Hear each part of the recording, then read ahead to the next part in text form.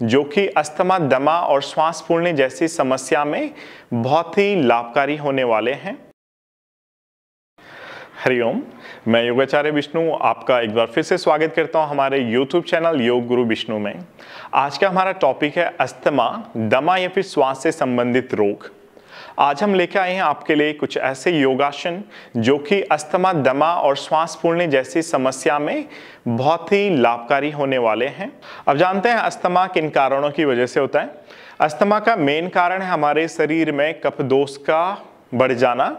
आयुर्वेद के अनुसार हमारे शरीर में जितने भी रोग उत्पन्न होते हैं उनका मेन कारण होता है त्रिदोष, यानी कि वात, पित्त और कफ।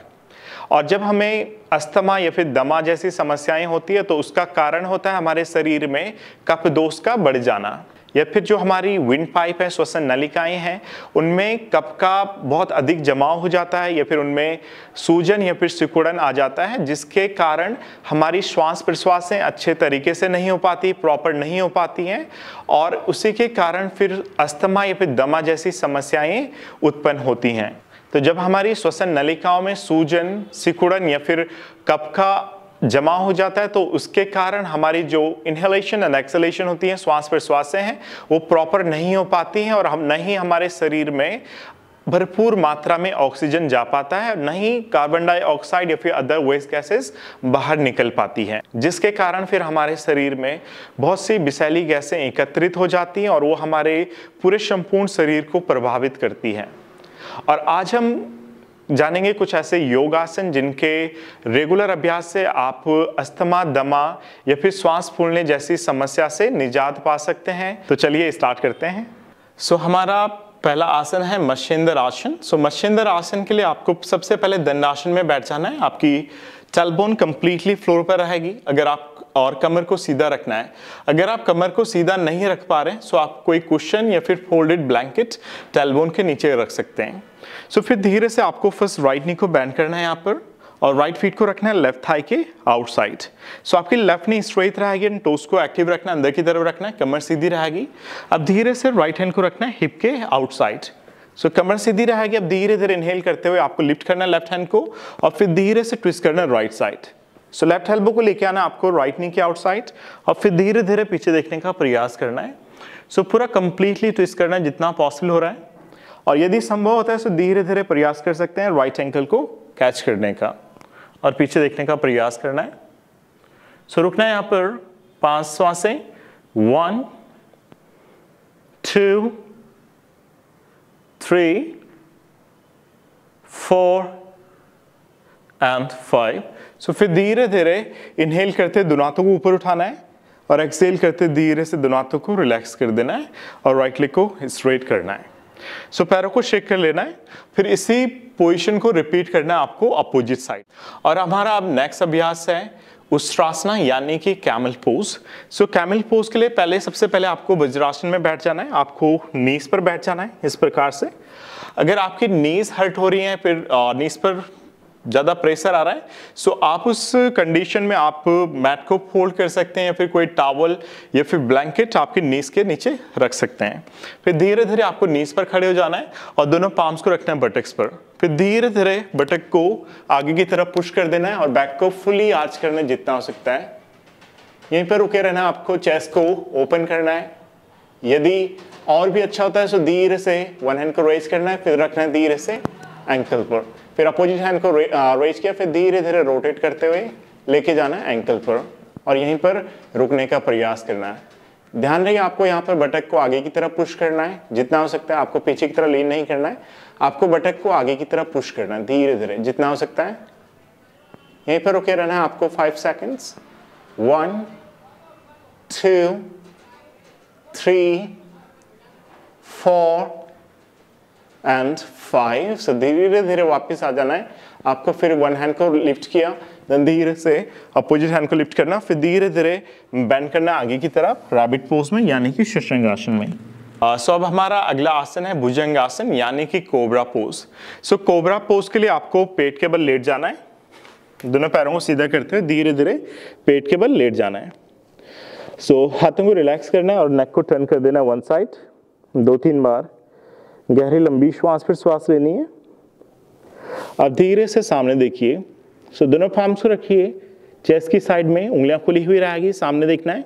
फिर धीरे धीरे इनहेल करते हुए चेस्ट को लिफ्ट करना है जितना हो सकता है, जितना हो सकता है धीरे धीरे। फिर एक्सेल करते हुए धीरे धीरे वापस आना है। आप यहाँ पर पैरों को मिला के भी रख सकते हैं। अगर कमर पर ज़्यादा प्रेशर आ रहा है तो आप पैरों को थोड़ी खोल दीजिएगा।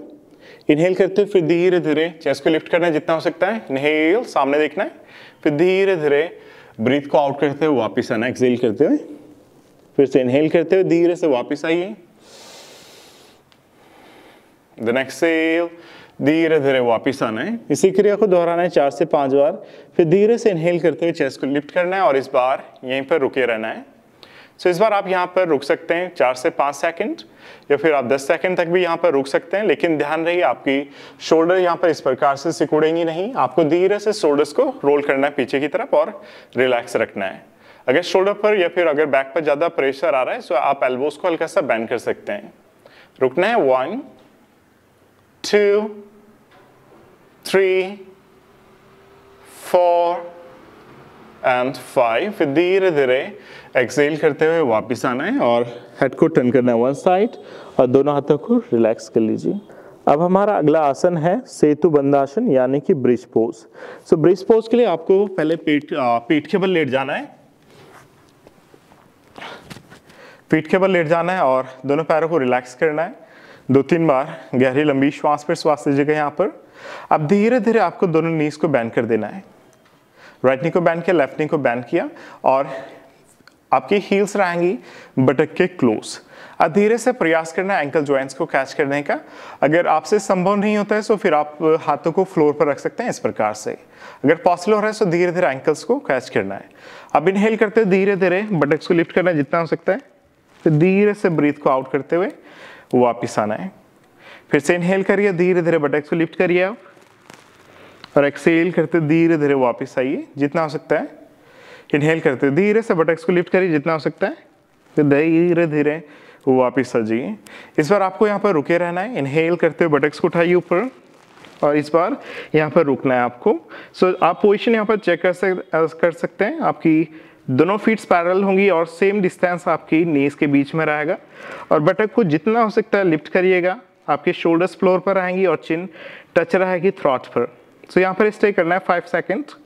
1 2 3 4 एंड 5। फिर धीरे धीरे एक्सेल करते हुए वापस आना है और दोनों पैरों को सीधा कर देना है और रिलैक्स कर लीजिए और हाथों को रिलैक्स कर लीजिए। अब हमारा है अंतिम अभ्यास मत्स्यासन यानी कि फिश पोज। सो सबसे पहले आपको दोनों हाथों को रख देना है बटक के नीचे इस प्रकार से और दोनों पैरों को मिला लेना है आपस में। अब एल्बोज को या फिर फोर आर्म्स को पुश करना है फ्लोर की तरफ और धीरे धीरे चेस्ट को लिफ्ट करना है। सो चेस्ट को ओपन करना है, बैक को आर्च करना है, धीरे धीरे प्रयास करना है क्राउन हेड को फ्लोर पर रखने का इस प्रकार से। टोस को एक्टिव रखिए। अगर पॉसिबल होता है तो धीरे धीरे दोनों पैरों को ऊपर उठा सकते हैं इस प्रकार से। अगर नहीं होता है तो दोनों पैरों को फ्लोर पर रखना है। सो रुकना है 5 सेकेंड्स। 1, चेस्ट को एक्सपेंड करिए। 2 3 4 एंड 5। सो धीरे धीरे इनहेल करते हुए हेड को लिफ्ट करिए, सामने देखिए। देन एक्सेल, धीरे धीरे बैक को रिलैक्स करना है और धीरे धीरे दोनों हाथों को रिलीज कर लीजिएगा और 2-3 बार गहरी लंबी श्वास प्रश्वास लीजिएगा यहाँ पर। तो ये थे हमारे 5 आसन जिनके रेगुलर अभ्यास से आप दमा, अस्थमा या श्वास फूलने जैसी समस्या से निजात पा सकते हैं। आशा करता हूँ आपको यह वीडियो पसंद आया होगा। मिलते हैं जल्द ही एक नए वीडियो के साथ, तब तक के लिए नमस्कार।